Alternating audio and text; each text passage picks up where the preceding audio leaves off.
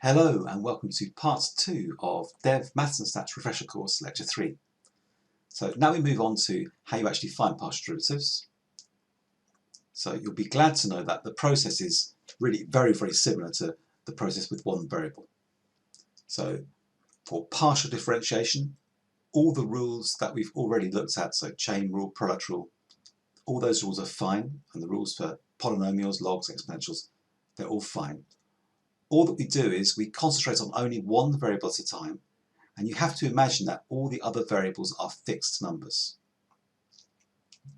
That's the key to this, and that's the limitation of this you have to bear in mind. So best way to do it is look at some examples and then enjoy many exercises. And it's also important not to overlook the fact that even though it looks quite similar, there are some quite important differences. So if you're trying to trace the impact of one particular variable on another, the assumptions that are implicit in these different terminologies and symbols can be quite important. Okay, so let's suppose we have this function here. So z is a function of x and y. What we want to know is, okay, what's the impact on z if we increase x? Now to do that, it's quite good to find the partial derivative of the function, treating y as fixed. So if you're in an impact evaluation or an economic policy change situation, you want to just see what happens if you change x, what's going to happen to z. Then you assume that y is just like a fixed number, whatever it happens to be. Now, to show that we're doing that, we don't write it exactly like this. We write it with this notation, sometimes called curly dy by dx or partial dy by dx. Maple likes to write it like this, so that's what I'll do that most of the time. Now this curly thing means that we're making this assumption that the other variables are fixed. Sometimes it's not justified, or always it's not justified, but we're making that assumption. So let's see how it looks. So actually doing it is simple, because here's the function z. To find the partial derivative with respect to x, you just go through like this. So 3 5s are 15, x squared as before, 2 6 12, x5 and so on. This is just a fixed number, so that just stays multiplying it. Unlike implicit differentiation, we don't then differentiate this as well, because we're assuming this is fixed. So if we differentiate this, it would be 0 because it's fixed. This is fixed, so it disappears, the same as the 4 disappears. So these two numbers just disappear. This number just stays there multiplying it, the same as the 2 stays there multiplying it. So, of course, we might also want to know, okay, what's the impact on z if we increase y? And this time we have to assume x is a constant number, and that gives us the other partial derivative, partial dz by dy. So this time we go through the same equation as before, but imagining x is constant and y can change. This is now a constant number, so it vanishes. This x6 just stays there multiplying, so it's a constant number, so we just do the -6 y power 2. This y now can be differentiated at a constant rate of 1, because it's just y, so that's differentiates to 1. And this is still a constant, so it vanishes.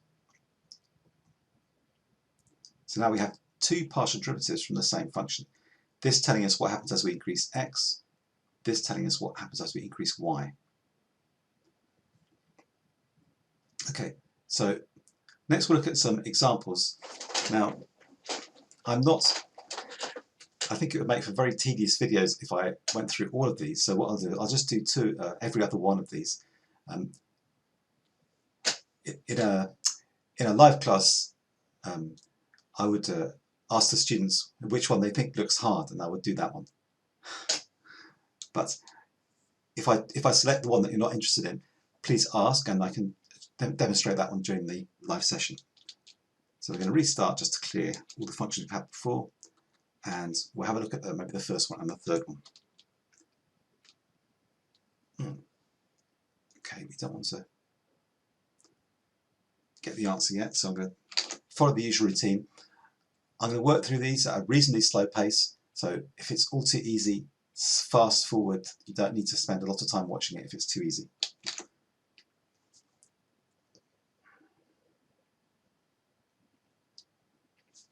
So as always, I'm pasting in the question here to make sure that I'm answering the right question. And I'll write it out in longhand as well. So what we're trying to do here is start with z is equal to,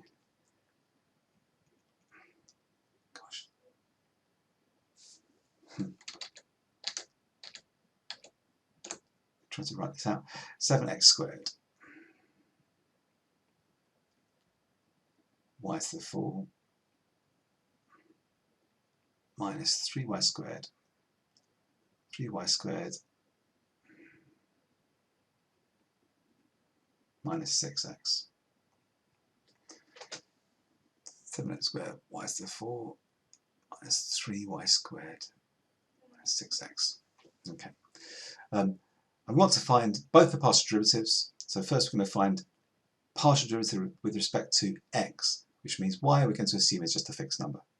So you could write this like this. I'm doing the curly dz.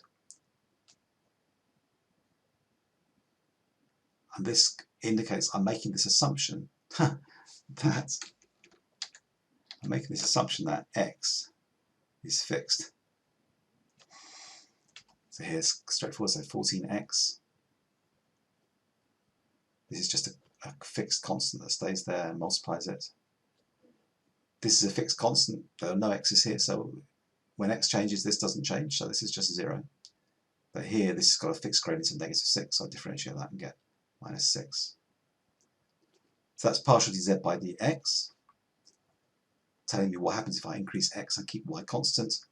I also want to find what happens if I increase y and keep z constant, which I can find out by working out this partial derivative, partial dz by dy. So starting from here, this time I can, this is constant, so I just take this, so it'll be 28. X squared is unchanged, it stays there. Though badly drawn. Yeah, so 4 7 to 28, and this decreases to 3.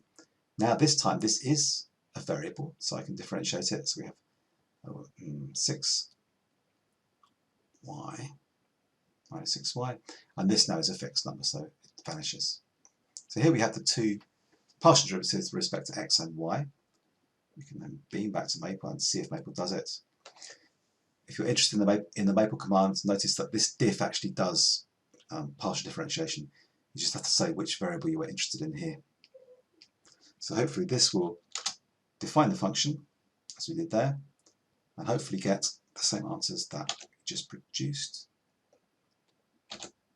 Good enough for me. Excellent. Okay, so as I said, as always, questions please. And if you want this one, I'm happy to do any of these in the live session. But I won't make the video painfully long by doing them all now. So just copy this to here. Let's clear all this. Let's clear all this.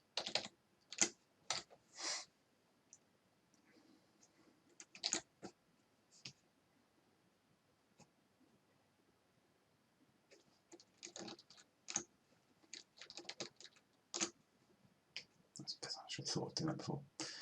Okay, now we can see it properly. So this z is equal to e to the power x plus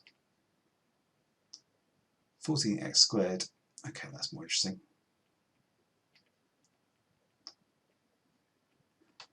See, 14x squared, and this says y to the power -4. So you could write y to the power -4, or you could write it like this. It's more normal. So e to the power x, or x bit e x by x minus plus 14x squared over y to the 4. So let's find the partial derivative with respect to x, keeping y fixed. So we can differentiate this. Nothing dramatic happens there. And then we can, this is just a fixed number sitting there, so we have just plus 28 y, good grief, x. Okay. And then partial derivative with respect to y is equal to, this is now just a constant, doesn't change, so that vanishes. This is just a constant, it sits there. Let's see if you can do this without writing it in full. So this is y to the power negative 4. So I've got to multiply by negative 4, which is going to be negative 56. So that's 4 times 14 times, negative 4 times 14 is negative 56. This is just a constant which is sitting there. And then negative 4 minus 1 becomes negative 5. Y to the power 5. There's my two partial derivatives. Let's see what the verdict is from Maple. It's pretty fine. Okay. Let's move on.